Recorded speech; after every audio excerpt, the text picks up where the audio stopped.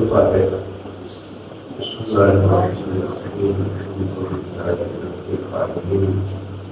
الرحمن الرحیم مالک یوم الدین ایاک نعبد و ایاک نستعین الصراط المستقیم صراط الذین أنعمت عليهم غير المغضوب عليهم ولا الضالين اللهم صل وسلم إلى أرواح المرحومين المؤمنين المخصوصين والشهداء الصديقين اللهم اغفر لجميع خلقك ورحمتك يا أرحم الراحمين۔ دعا کو ہے کہ خدا تعالی باقیہ مجلس کے مرحومین پر اپنی رحمت نازل فرمائے۔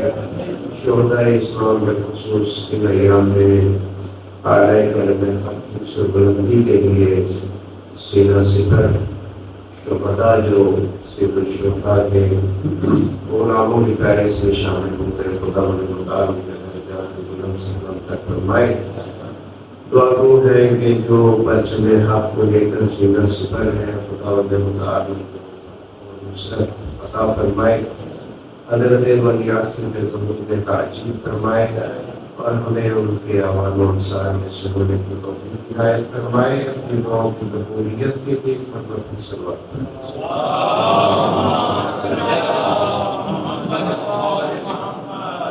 ماشاء اللہ لا حول ولا قوة الا باللہ العلی العظیم۔ رب اشرح لي صدري ويسر لي امري واحلل عقدة من لساني يفقهوا قولي۔ بسم الله الرحمن الرحيم۔ الحمد لله رب العالمين بارئ الخلائق اجمعين، ثم الصلاة والسلام والتحية والإكرام على أشرف الأنبياء والمرسلين شفيع المذنبين حبيب إله العالمين أبي القاسم المصطفى محمد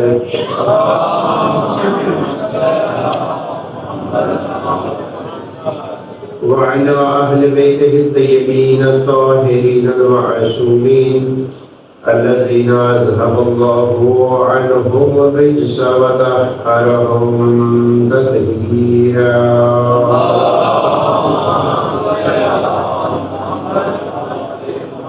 لا سيما مولانا ومولى الكونين أبي عبد الله الحسين روحي وأرواح المؤمنين لتراب مقدمه الفداء، واللعنة الدائمة الأبدية على أعدائهم أعداء الله من يوم عداوتهم إلى أبد الآبدين۔ أما بعد فقد نقل عن الأئمة عليهم الصلاة والسلام شيعتنا خلقوا من فاضل طينتنا وأجنوا من ماء بدايتنا، يفرحون لفرحنا ويحزنون لحزننا السلام۔ اللهم صل على محمد وعلى محمد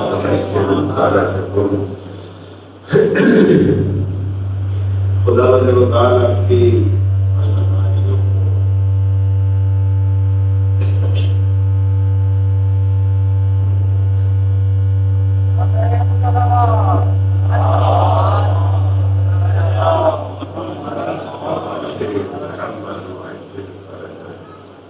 خدا تعالیٰ کی عزتائیوں کو قبول و منظور فرمائے، اور جو اس سفر کے راہی تھے خدا نے بخیر و عافیت اپنے گھروں تک پہنچنے کی توفیق عنایت فرمائے۔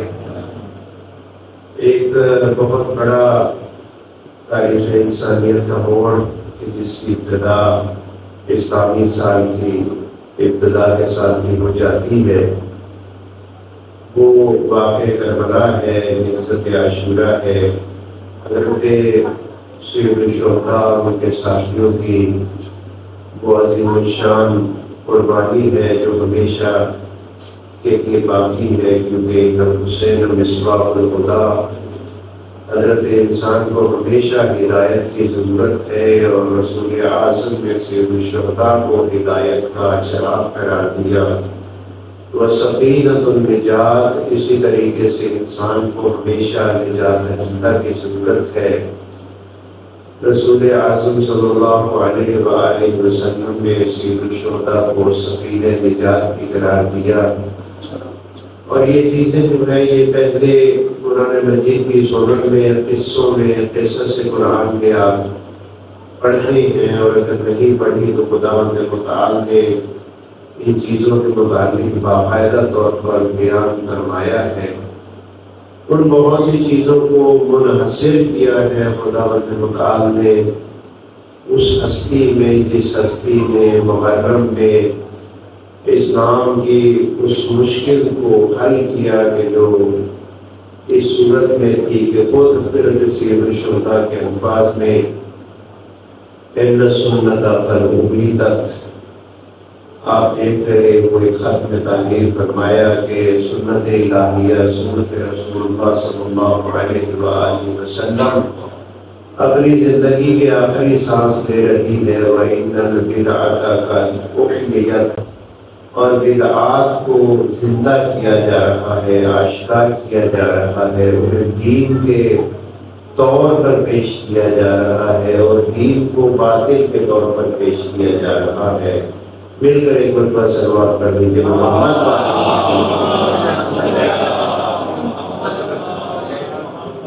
تو ظاہر ہے آپ کو ان ایام میں بہت سے مطالب سید الشہداء کے متعلق سننے کا موقع میسر ہوا ہوگا۔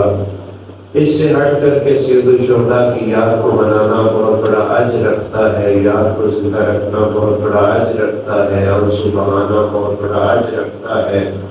من بکا او ابکا او تبا کا فلاح الجنہ، جو شخص روتا ہے، جو شخص رلاتا ہے، جسے نہ رونا آتا ہے نہ رلا سکتا ہے، اگر وہ رونے جیسا چہرہ بناتا ہے تو آئمہ فرماتے ہیں فلاح الجنہ، اس کے لیے بھی ہم جنت کی ضمانت دیتے ہیں۔ حضرت امام جعفر صادق علیہ السلام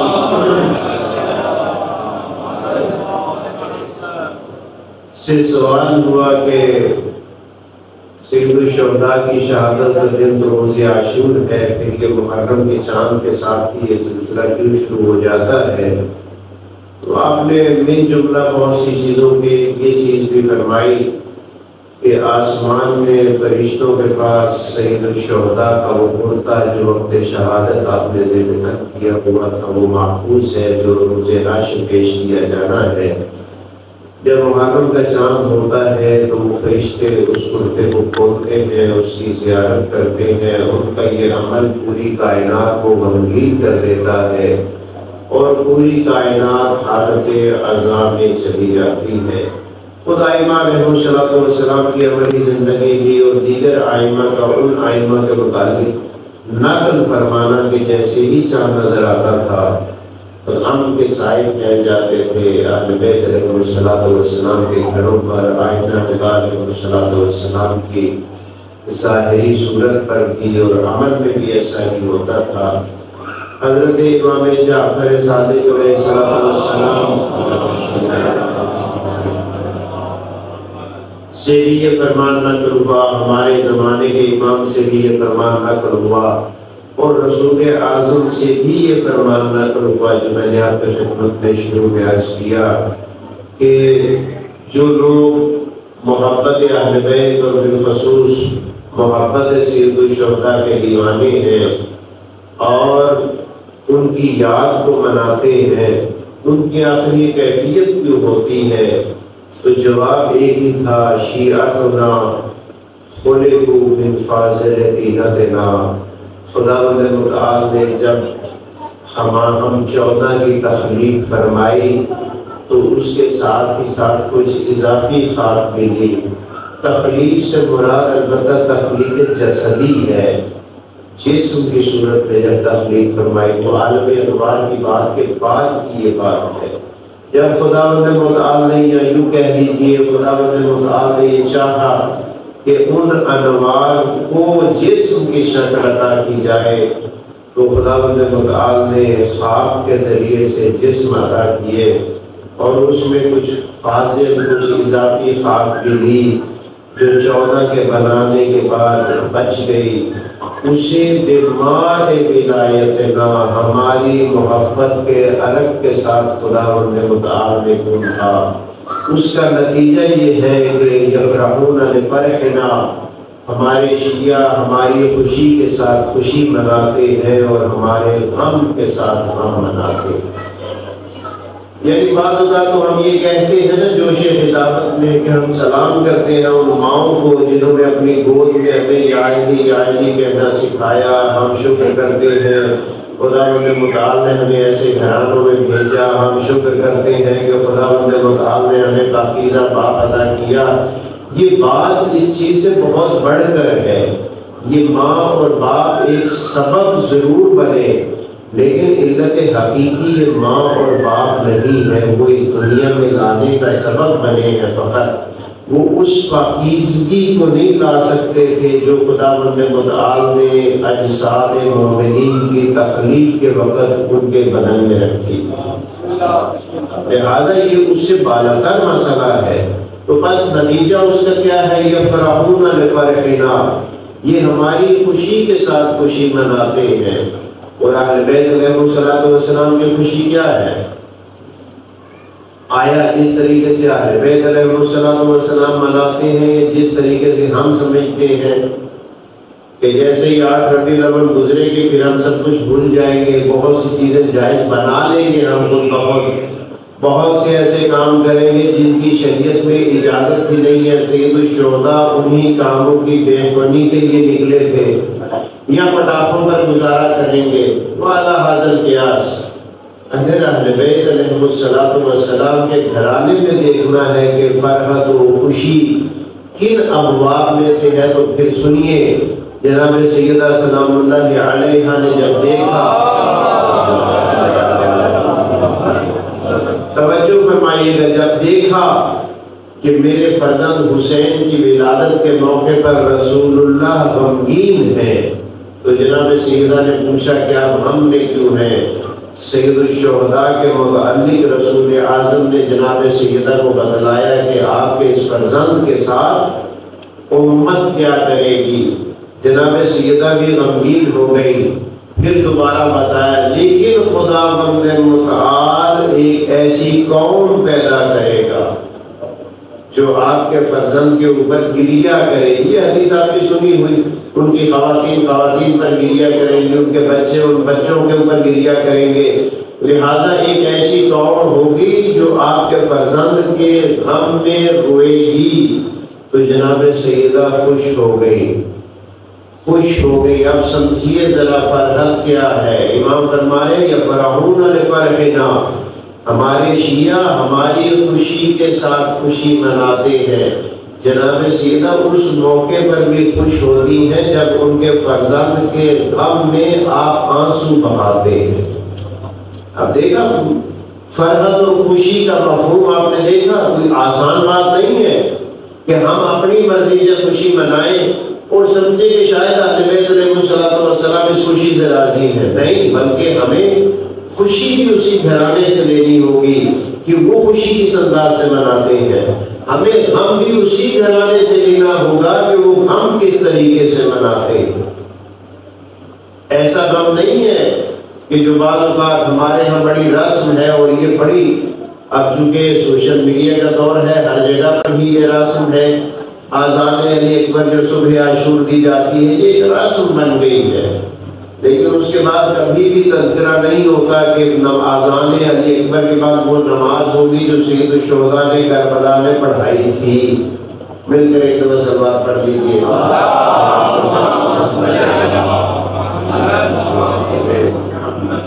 تو یہ ایک تلخ حقیقت ہے، یہ ایام جہاں سوگوائی کے ایام ہیں ہمیں یہ بھی بتاتے ہیں کہ سید الشہداء ہم سے چاہتے کیا تھے، سید الشہداء کا ہم سے تقاضا کیا ہے، ہمیں کس طریقے سے سید الشہداء کی خواہش کے مطابق زندگی گزارنی ہے۔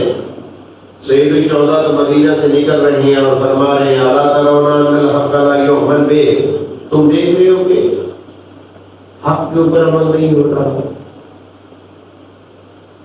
امر بالمعروف کے اوپر عمل نہیں ہو رہا، امر بالمعروف نہیں کیا جا رہا۔ جن چیزوں سے خداوند متعال نے روکا ہے، جو منہیات ہیں، ان کے اوپر عمل ہو رہا ہے۔ آج کل کے دور میں دیکھیے بہت سی جگہ پر ابھی الحمدللہ بہت بہتری آ گئی ہے، لیکن اس کے باوجود بہت سی گنجائش موجود ہے کہ کہیں مبادا ایسا نہ ہو کہ ہم عزاداری کے نام پر کوئی ایسا کام کریں کہ جس کام سے ائمہ خدا علیہ الصلوۃ والسلام نے منع فرمایا۔ خود ایک بہت بڑا درس ہے۔ ایک مرتبہ سید الشہداء ام وہب سے کہتے ہیں، جو اپنے بیٹے کی طرف بھاگ رہی ہے میدان میں اور اس کا بیٹا گرا ہوا ہے، شہادت کے قریب ہے، امام کیا فرماتے ہیں؟ رک جاؤ، خواتین پر جہاد ثابت ہے۔ ام وہب کیا کرتی ہیں؟ رک جاتی ہیں۔ ایک مرتبہ رسول اللہ اپنی کسی زوجہ کو کہہ کر جاتے ہیں کہ تم نے میدان میں نہیں جانا، رکنے کے لیے تیار نہیں ہوتی، تو کون ہوا اپنے امام کے تابع؟ نبی امام بھی ہے، رسول اللہ امام بھی ہیں۔ یہ امام جنہیں ہم 12 امام مانتے ہیں، یہ ایک اور حیثیت ہے، یہ نبوت کا ادامہ ہے، نبوت کے بعد ہے، یہ ایک اور سلسلہ۔ لیکن حضرت ابراہیم بھی امام ہے، رسول اللہ بھی امام ہے۔ رسول اللہ کی تربیت میں رہنے والی بڑی ہی محترم شخصیات، انہیں رسول اللہ منع کر کے جاتے ہیں، وہ رکنے کے لیے تیار نہیں ہے۔ لیکن ایک ماں ایسی ہے جو اپنے بیٹے کو دیکھ رہی ہے کہ وہ شہادت کے قریب ہے، اور ظاہر ماں کے جذبات ہوتے ہیں، وہ بھاگتی ہے قاتلوں کے خلاف، لیکن جیسے ہی امام وقت فرماتے ہیں کہ رک جاؤ، اس کا ایک قدم بھی آگے نہیں بڑھتا۔ یہ ہے مشن سید الشہداء کی کامیابی۔ ایسے افراد موجود ہیں، لیکن ہیں کم، لیکن سید الشہداء اس کمی کے باوجود پیچھے ہٹنے کے لیے تیار نہیں ہے، چونکہ انہیں پتا ہے کہ اسلام کی شمع کو جاویدان کرنے کے لیے اتنے کافی ہے۔ یہ سید الشہداء کو پتا ہے کہ اسلام کی شمع کو ہمیشہ روشن رکھنے کے لیے اتنے کافی ہے، لہذا مدینہ سے نکلتے ہیں، دعوت دے رہے ہیں، پھر مکہ میں آ جاتے ہیں۔ مکہ میں 4 ماہ سے زیادہ آپ کا قیام ہے۔ اس قیام کے دوران بھی آپ کا یہی سلسلہ ہے، صحابہ کو جمع کرتے ہیں، بعض اوقات تو سینکڑوں صحابہ جمع ہوئے آپ کے خدمت میں۔ مینا میں آپ کا خیمہ مینا میں تھا، اور بیت اللہ شریف میں جو بھی صحابی آتا تھا اسے خبر دی جاتی تھی کہ فرزند رسول کا قیام ہے، وہاں فرزند رسول سے جا کر ملو۔ اور فرزند رسول کے وہاں پر خطبات موجود ہیں کہ انہیں وہ کن اچھے القابات سے مخاطب کرتے ہیں، اور انہیں ان کی ذمہ داری کا احساس دلواتے ہیں کہ تمہاری ذمہ داری کیا ہے۔ بہت سے ظاہری طور پر تاریخ کے پاکیزہ لوگ جن کے ماتھوں پر بڑے نشانات تھے، وہ چاہتے ہیں سید الشہداء بچ جائیں۔ کیوں چاہتے ہیں؟ اس لیے انہیں بہت شدت سے محبت ہے سید الشہداء پر۔ وہ نہیں چاہتے کہ سید الشہداء اس مشکل مارکے میں جائیں۔ کچھ اور بھی ہیں جو چاہتے ہیں کہ سید الشہداء بچ جائیں، فرزند رسول بچ جائیں۔ کیوں؟ اس لیے کہ انہوں نے رسول اللہ سے سن رکھا ہے کہ اگر میرا فرزند حسین کربلا کی طرف جائے گا تو تمہیں ساتھ جانا ہوگا، جو ساتھ نہیں جائے گا وہ باطل پر ہوگا۔ آپ نے دیکھا وہ کیوں روک رہے ہیں کہ ہم جا نہیں سکتے ساتھ، جب نہیں جا سکتے تو وہ ہم باطل پر ہیں، لہذا وہ سید الشہداء کو روکنا چاہتے ہیں۔ کہ تاریخ کربلا میں 3 عبداللہ بڑے معروف ہیں، عبداللہ ابن عباس، عبداللہ ابن عمر، عبداللہ ابن زبیر، بڑے معروف ہیں، ان کے اپنے اپنے کارنامے ہیں۔ ادھر سے عبداللہ ابن جعفر ہے، جناب زینب سلام اللہ علیہا کے شوہر، وہ اپنی کوشش میں لگے ہوئے ہیں۔ ادھر سے آپ کے بھائی محمد حنفیہ ہیں، وہ اپنی کوشش میں لگے ہوئے ہیں، بار بار آ جا رہے ہیں، کبھی کسی قبیلے کی طرف جاتے ہیں، کبھی کہیں رابطہ کرتے ہیں، پھر مکہ میں آ کے رپورٹ دیتے ہیں، پھر نئی ہدایات دیتے ہیں، پھر نکل جاتے ہیں۔ ان کا ایک الگ مشن ہے، لیکن ان کا مشن بڑا پاکیزہ ہے۔ وہ یہ چاہتے ہیں کہ مخدرات عصمت و طہارت کی حرمت بھی بچ جائے اور فرزند رسول بھی بچ جائے اور کربلا کا معرکہ نہ ہو سکے، لیکن ان کے پاس وہ معرفت نہیں ہے جو سید الشہداء دیکھ رہے ہیں، چونکہ سید الشہداء تو فرما رہے ہیں کہ من کان باذلا محجتہ، جو شخص اپنی جان کو ہتھیلی پر رکھ چکا ہے، اپنا خون دینے کے لیے تیار ہے، اور اس نے اپنے نفس کو شہادت کے لیے آمادہ کر لیا ہے، فَلْيَرْحَلْ مَعَنَا، ہم صبح جا رہے ہیں، وہ چلے ہمارے ساتھ۔ سید الشہداء سب سننے والوں کو بتا رہے ہیں کہ اگر اللہ سے ملاقات کرنی ہے تو میں صبح جا رہا ہوں اللہ سے ملاقات کے لیے، آ جاؤ میرے ساتھ۔ اس سے بڑی اور کیا گارنٹی ہو سکتی ہے؟ میں اللہ سے ملاقات کے لیے جا رہا ہوں۔ فَلْيَرْحَلْ مَعَنَا، جو بھی شخص چاہتا ہے کہ اللہ سے ملاقات کرے میرے ساتھ نکل آئے۔ مکہ میں رکے، مکہ سے جب چلے تو تقریباً 24 دن کا سفر، 8 ذی الحجہ کو چلے، 22 دن یہ ہو گئے، اور 2 کو آپ کربلا میں پہنچے، 24 دن تقریباً آپ سفر میں رہے۔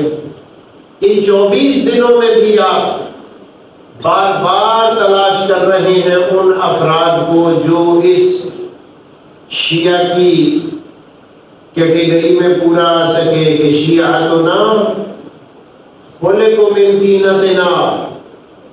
ائمہ کو پتا ہے کہ بعض اوقات ماحول کی وجہ سے، خوف کی وجہ سے، گھریلو مسائل کی وجہ سے، مال کے لالچ میں، ماحول کے پیچھے چلتے ہوئے ہمارا شیعہ ادھر ادھر ہو سکتا ہے، لہذا کوشش ہے کہ تو مل جائے۔ زہیر ابن کین ملتے ہیں، خود نہیں جاتے، نمائندہ بھیجتے ہیں۔ زہیر ابن کین آ جاتے ہیں، نہ صرف آ جاتے ہیں بلکہ لشکر کے، ایک طرف کے لشکر کے سربراہ بنتے ہیں۔ 3 سربراہ تھے کربلا میں، وسط کے حضرت عباس علمدار تھے سربراہ، بائیں طرف کے جناب حبیب تھے، اور دائیں طرف کے جناب زہیر ابن کین تھے۔ زہیر کو وہاں سے اٹھاتے ہیں جو علوی المذہب نہیں تھے، لیکن حضرت جانتے تھے کہ اس کی دینت میں ہماری فاضل دینت موجود ہے، اسے لے کر آتے ہیں۔ خود نہیں گئے، نمائندے کو بھیجا۔ کربلا میں جب تشریف فرما ہے تو آپ کے ساتھی بتاتے ہیں کہ وہ قریب میں عبید اللہ ابن حر جوفی بیٹھا ہے۔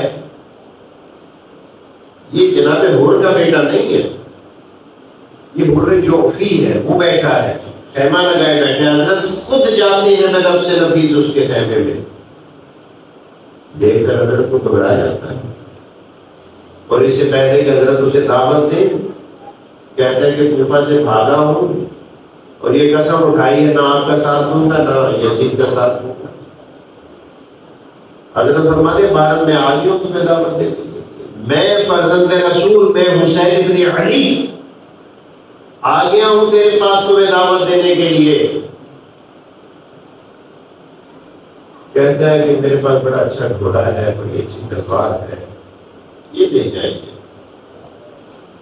اللہ اکبر۔ حضرت فوراً سورہ مبارک یاسین کی آخری آیات میں سے ایک حصہ پڑھتے ہیں کہ ہم حق کے راستے پر کسی باطل پرست کو اپنا دست بازو نہیں بنایا کرتے۔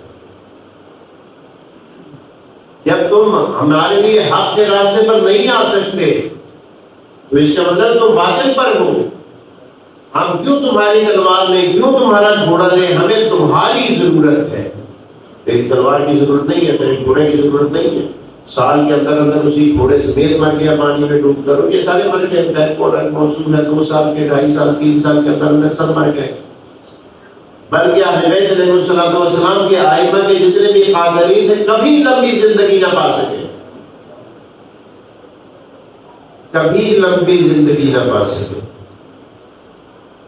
یہ ان کی حالت ہے، انسان اپنے زندگی کے لیے کیا کچھ نہیں کرتا، لیکن نتیجہ موت کی صورت میں نکلتا ہے۔ حضرت خود تشریف لے کر گئے ہیں خیمے میں، ارے ہونا میں جب نکلا ہوں نا تو میں نے اپنے ساتھ عہد کیا ہے، یہ وہی عہد تھا جو غدیر میں کر کے پہنچے تھے، رسول اللہ کا وصال ہوا اور رسول اللہ جناب سیدہ کے ساتھ ہر گھر کے دروازے پر پہنچے اور گھر کا دروازہ کھول کر کہتے تھے آپ نے دیر کر دی، وہ آپ سے پہلے ہمارے پاس آ گئے تھے، اب ہم نے ان کے ساتھ وعدہ کر دیا۔ دیکھیں ایک وعدہ انہوں نے 18 ذی الحجہ کو رسول اللہ کی موجودگی میں کیا تھا، رسول اللہ کی رحلت ہے 28 صفر کو، اور 28 صفر سے 1-2 دن گزرے ہیں، انہی 1-2 دنوں میں ان کے ساتھ ایگریمنٹ کر لیا۔ کون سا ایگریمنٹ پہلے تھا، یا رسول اللہ والا یا باطل پرستوں والا؟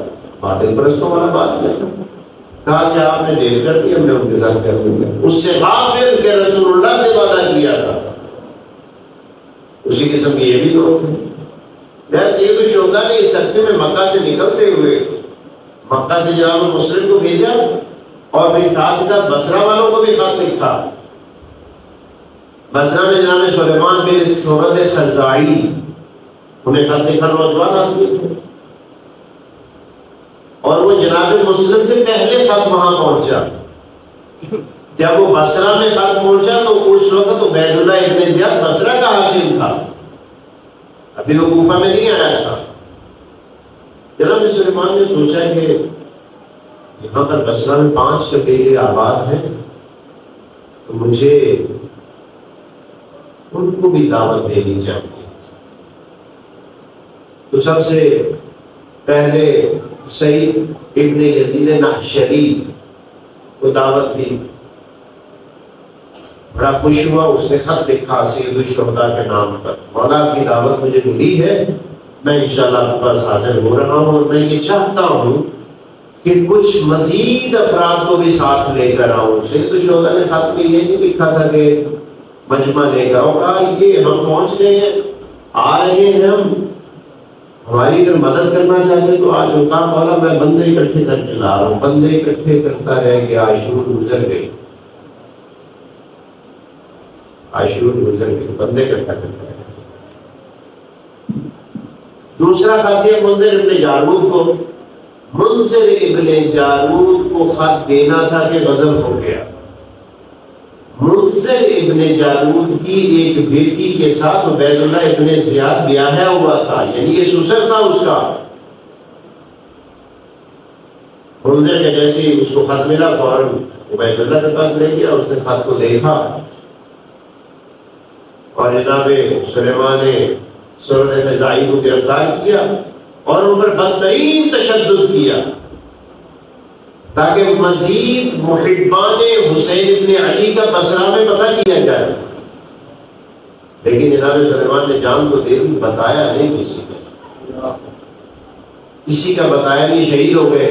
یہ مسلم سے پہلے شہید ہوئے، لہذا ایک سفیر شہید نہیں ہوا، 3 شہید ہوئے، ان میں سے ایک سلیمان بن سورد خزاعی تھے جو بصرہ میں۔ جناب مسلم وہاں پہنچے کوفہ میں، وہاں کا جو سلسلہ ہوا آپ یقیناً ایام اذان میں، جو مضبوط لوگ تھے مضبوط تھے، لیکن وہاں کا بھی ایک آپ کو واقعہ سناتا جاؤں۔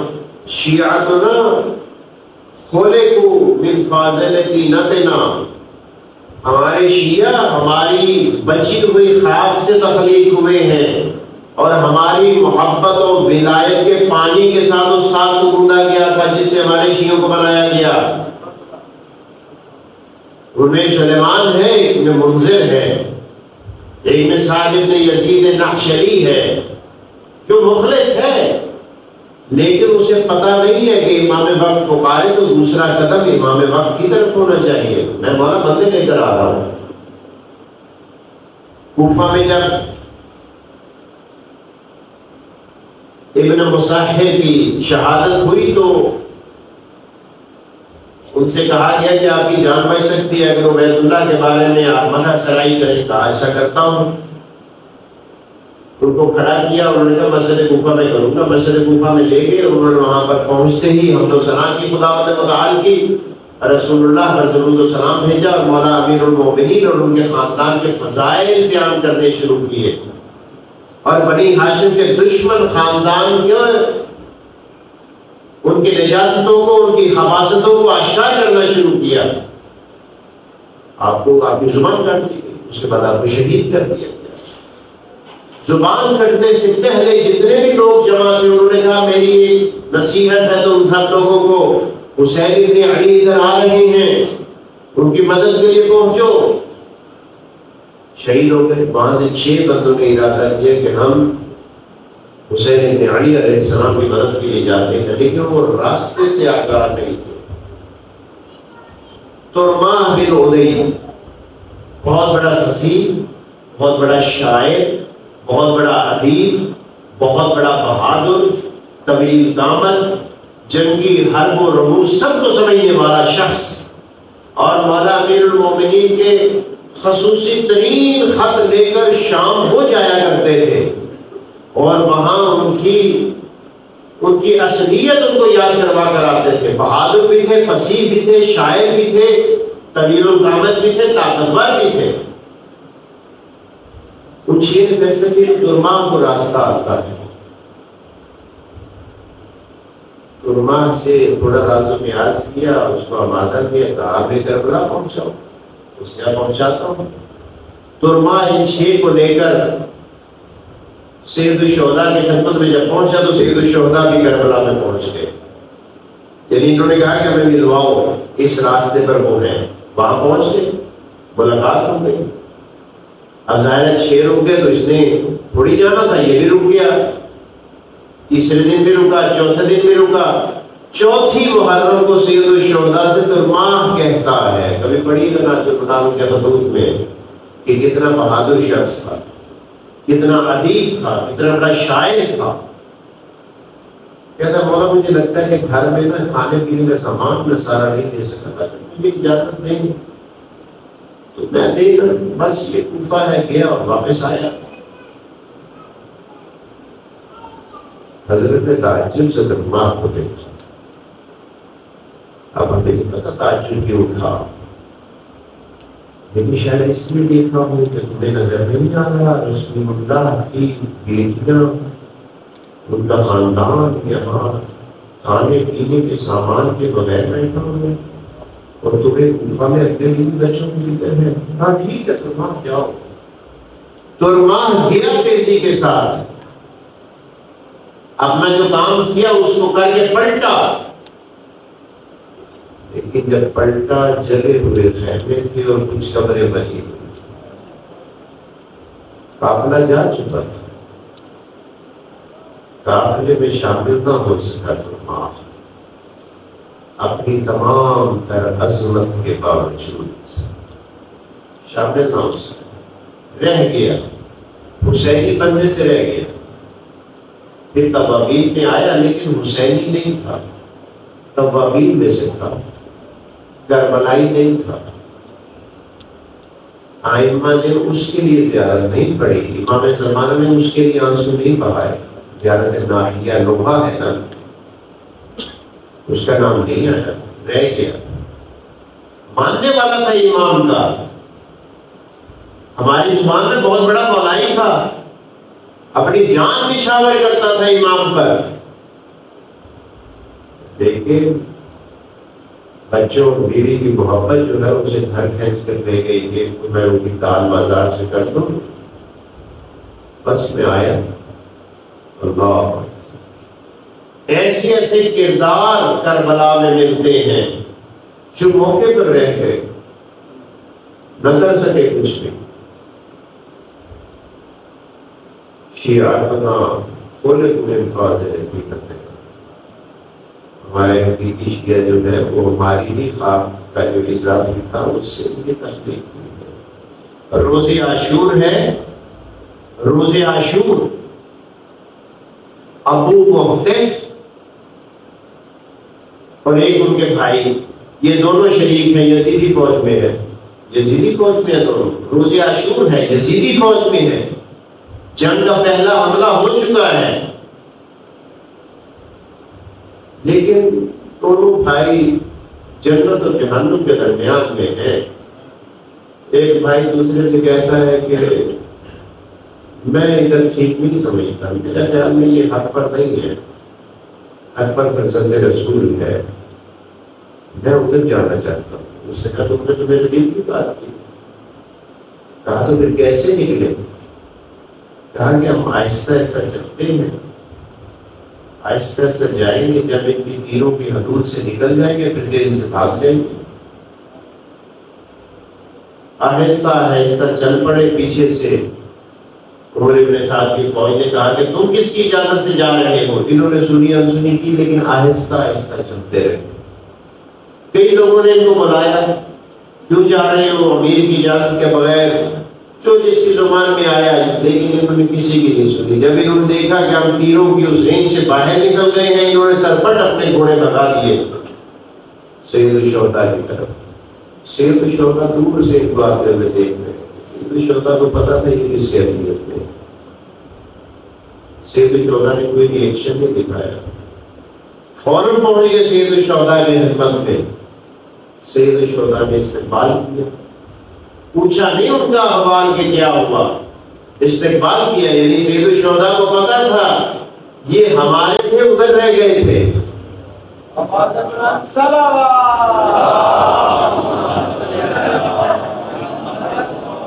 یہ ہمارے تھے, ادھر رہ گئے تھے. سید الشہداء نے مرحبا کہا, مولا بس اب ہمیں جانے دیجیے, اجازت دیجیے. حضرت نے اجازت دی اور وہ کربلائی بن گئے. دونوں بھائی شہید ہو گئے. تو یہ ہے کربلا.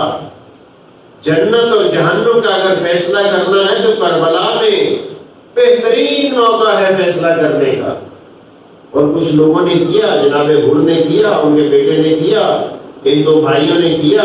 ایک باپ اپنے دو بیٹوں سمیت روزے عاشور سید الشہداء کے ساتھ آ کر ملا اور کہا کہ مولا پہلے میرے بیٹوں کو بھیجیں, کہیں ایسا نہ ہو کہ میری شہادت کو دیکھ کر یہ گھبرا نہ جائیں. شاید اس کے ذہن میں کہیں یہ تھا کہ میرے آقا و مولا نے بھی تو اپنے بیٹے کی شہادت دیکھنی ہے نا, میں ذرا دیکھوں تو صحیح کہ بیٹے کی شہادت ہوتی کیسے. شاید اس کے ذہن میں یہ تینوں کام آ گئے کربلا میں, تینوں مارے. ایک طرف وہ لوگ کہ جو نمازیں پڑھتے رہے, گٹھے پڑ گئے ان کے پیشانیوں پر, قرآن یاد کرتے رہے, ساری رات عبادت کرتے رہے, رسول اللہ کا کلمہ پڑھتے رہے, لیکن ناکام و نامراد ٹھہرے. جو شام غریبہ میں لوٹ مار کر رہے تھے اور آنسو بہا رہے تھے, وہ ان کی محبت میں آنسو نہیں بہا رہے تھے, وہ ان کی مظلومیت میں آنسو بہا رہے تھے, محبت میں نہیں تھے. بعض اوقات خدا نہ کرے آپ راستے میں کوئی منظر دیکھ لیتے نا, کوئی ایکسیڈنٹ ہو جائے, کچھ ایسا چیز ہو جائے, تو آپ کا دل بھی ملول ہو جاتا ہے, آپ بھی حالت غم میں چلے جاتے ہیں کہ بیچارے کے ساتھ بڑا برا ہوا. وہ یہ کیفیت کی محبت نہیں تھی کہ یہ سمجھا جائے کہ محبت میں آنسو بہا رہے تھے, محبت نہیں تھی. مظلومیت ان سے برداشت نہیں ہو رہی تھی. یفرحون لفرحنا ویحزنون لحزننا. کربلائی جو شیعہ تھے وہ خوش ہی خوش تھے, اور وہ چاہتے تھے اپنے آقا مولا کو بھی ایسا اعتماد دلوا کر رکھے کہ آقا و مولا بھی ہمارے اوپر خوش رہے. وہ شب عاشور کو ذرا یاد کیجیے, روزے عاشور کو ذرا یاد کیجیے, کیسے بڑھ بڑھ کر آگے چل رہے تھے. جتنے بھی لوگ شہید ہوئے ان میں سے اکثریت کے چہرے اور گردن اور سینے پر تیر لگے تھے. کیوں؟ اس لیے وہ قد بلند کر کے اپنے چہرے پر, اپنے سینے پر تیروں کو روکتے تھے کہ مبادا کوئی تیر سید الشہداء کو جا کر لگ جائے. یہ تھے کربلائی جو موت کا مذاق اڑا رہے تھے روزے عاشور. موت حالت امتحان میں تھی روزے عاشور, موت خود شرمندہ تھی روزے عاشور. یہ حالت تھی کربلائی ہوگی. کیوں؟ اس لیے کہ خلقوا من فاضلۃ القتل, اسی خاک سے بنے. اسی مٹی سے بنے تھے، اور پھر ولایت کا عرق ڈال کر اس مٹی کو تین کیا گیا تھا، گوتھا گیا تھا، اس سے بنے تھے۔ یہ ابو ذر بننا، یہ مقداد بننا، یہ قمر بننا، خدا نے پابندی نہیں لگائی بننے پر، لیکن یہ ہے بڑا صاف، حق و صداقت بولنی، ہمیشہ سچ بولنا۔ سید الشہداء اور روز تاسوعہ زمین کے اوپر بیٹھے ہوئے تھے اور انگلی سے خط کھینچ رہے تھے کہ دو آدمی آپ کے خدمت میں پہنچ گئے۔ کہا مولا کہ دو آدمی آئے ہیں، پتہ نہیں کہاں سے آئے ہیں، خواب سے بھرے ہوئے ہیں، کہیں ہم مولا کی نصرت کے لیے آئے۔ حضرت نے بلا لیا، حضرت زمین پر ہی بیٹھے رہے، زمین پر بیٹھے ہوئے حضرت۔ ہم کتنی آسائش سے مجلس سنتے ہیں، گھٹنے میں تکلیف، کرسیاں ہیں، ایئر کنڈیشن ہے، پنکھا ہے، لاؤڈ اسپیکر ہے، بہت سی چیزیں ہیں۔ آئے، حضرت نے ان کی طرف دیکھا، امید کی نگاہ سے کہا مولا ہم 6 تھے، مختلف وادیوں سے گزرے، 4 بنو امیہ کے لالچ کا شکار ہو گئے، ہم 2 آپ کی خدمت میں پہنچ گئے۔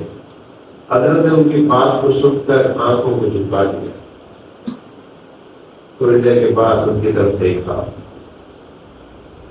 کہا کہ جو ان کے پاس ہے وہ تو میں تمہیں نہیں دے سکتا، یعنی اگر تم مال کے لیے میرے پاس آئے ہو تو میرے پاس مال نہیں ہے۔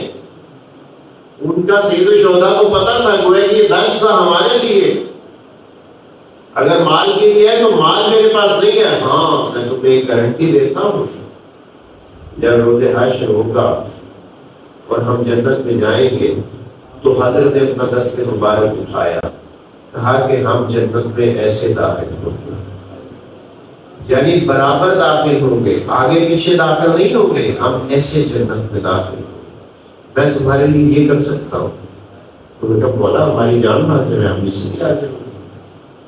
اس شب عاشور میں وہ بھی شریف تھے، وہ بھی ان عبادت گزاروں میں سے تھے، وہ بھی ان عاشورائیوں میں سے تھے جو رات کو ساری رات تمنا کرتے رہے کہ صبح خدا ہمیں یہ توفیق دے کہ ہم سید الشہداء پر اپنی جان کو نچھاور کر سکیں۔ کتنے عظیم تھے وہ لوگ جنہوں نے اپنی جانوں کا نذرانہ پیش کیا اور خواہش کر کے پیش کیا۔ اس سیاہ فام ظاہری طور پر غلام جون کو دیکھیے، حضرت ابو ذر کے غلام، رسول اللہ کے غلام، مولا امیر المومنین کے غلام، اصالت حضرت ابو ذر کے غلام تھے۔ حضرت ابو ذر کی شہادت کے بعد وہاں موجود تھے جب حضرت ابو ذر کی شہادت ہوئی، امیر المومنین کے پاس، امام مجتبیٰ کے پاس، سید الشہداء کے پاس۔ جون روز عاشور بہت پریشان تھے، متزمزم تھے۔ سید الشہداء سے آ کر پوچھا مولا میں بھی جاؤں گا؟ حضرت نے کہا جون تم نے بڑی خدمت کی ہے ہمارے خاندان کی، اللہ تمہیں اجر دے گا، تمہیں کیا ضرورت ہے؟ تو عرض کرتا ہے مولا شاید میرا چہرہ سیاہ ہے، میرے خون سے بدبو آتی ہے۔ حضرت بولا کہ جون ایسی بات مت کرو، تیرا نام ہے شہداء میں۔ اور پھر جون کو بھیجا، اور کیسا بھیجنا تھا اور عمل کیا تھا سید الشہداء کا۔ سید الشہداء نے روز عاشور جن شہداء کی بالی میں مبارک پر پہنچے، شہادت کے وقت پہنچے، ان میں سے 2 شخصیتوں کی رخسار کو اپنے رخسار کے ساتھ لگایا۔ ایک جون تھے، کہا جون تو نے اپنا وعدہ پورا کر دیا، قیامت والے یا زہرا یا زہرا یا زہرا یا زہرا